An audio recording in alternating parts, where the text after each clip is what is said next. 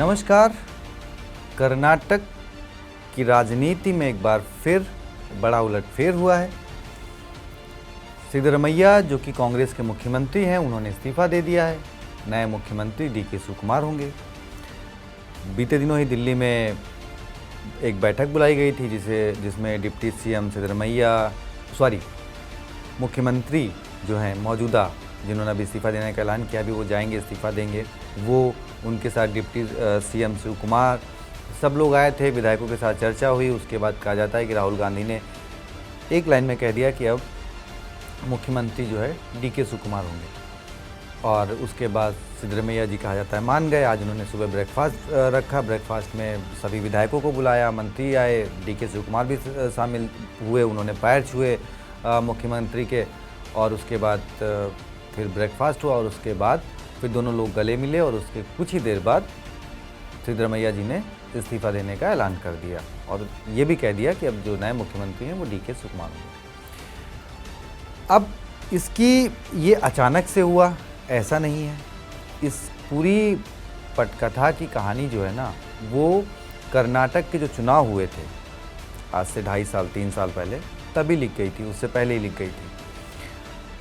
आपको याद होगा जब चुनाव हुए थे उसके बाद मुख्यमंत्री कौन होगा, दिल्ली तक भागदौड़ मची थी। सिद्धरमैया जी भी रेस में थे, डीके शिवकुमार भी रेस में थे, और उसके बाद कहा जाता है कि वहाँ पर राहुल गांधी जी ने एक फार्मूला दिया कि भाई 2.5 साल के लिए आप 2.5 साल के लिए आप मुख्यमंत्री बन जाओ, 2.5 साल के लिए वो मुख्यमंत्री बन जाए।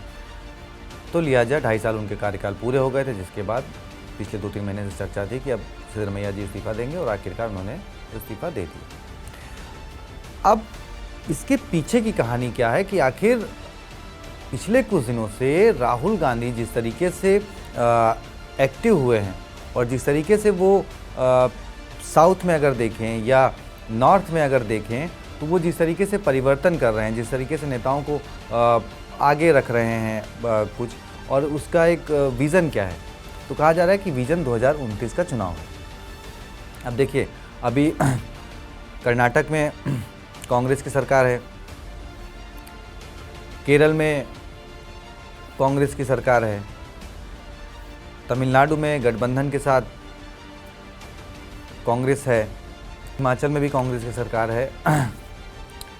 अभी पूरी प्लानिंग चल रही है 2029 को लेकर कि भाई 29 में राहुल गांधी जो लोकसभा के चुनाव होंगे उसके लिए कुछ बड़ा प्लान कर रहे हैं। और इसी के साथ ये भी कहा जा रहा है कि भाई अब कर्नाटक में जब दोबारा चुनाव होंगे तो कांग्रेस को वापस आने से कोई नहीं रोक सकता, क्योंकि ये डीके शिवकुमार का जो सत्ता में लाने का क्रेडिट भी उन्हीं को दिया जाता है कि भाई अगर कांग्रेस सत्ता में आई कर्नाटक में तो उसका क्रेडिट डीके शिवकुमार जाता है, क्योंकि बतौर प्रदेश अध्यक्ष रहते हुए उन्होंने जिस तरीके से वहाँ पर काम किया।